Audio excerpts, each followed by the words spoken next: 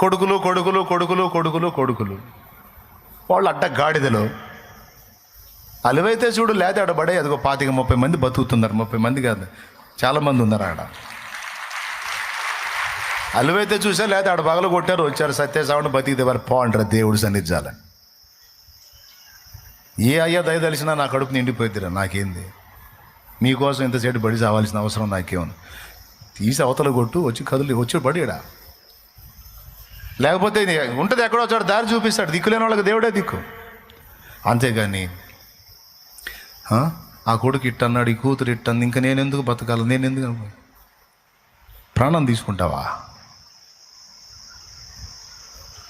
చచ్చిపోతావు, నరకానికి పోతావుగా.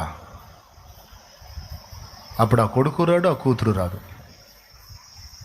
సమాజం మెచ్చుకోదు, వీళ్ళు మెచ్చుకోరు. నువ్వేమనుకొని చేస్తావు? పశ్చాత్తాపం కలిగిద్ది, దుఃఖపడతారు, బాధపడతారని నువ్వు చచ్చిపోతావు. అప్పుడే తెలిసిద్ది వాళ్ళకని. నీ బొంద సచ్చింది, ఎటు సచ్చింది, మాకు దరిద్ర పేరు తెచ్చి సచ్చింది, ఇప్పుడు ఊరంతా మమ్మల్ని ఓస్తున్నారని వాళ్ళు అనుకుంటారు తప్ప బాధపడతారా? సచ్చినోడు ఎటు తెచ్చాడు, ఊరంతా మమ్మల్ని ఓస్తున్నారని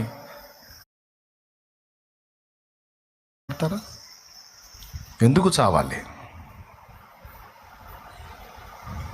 ఇంటోళ్ళ ముందైనా బయట వాళ్ళ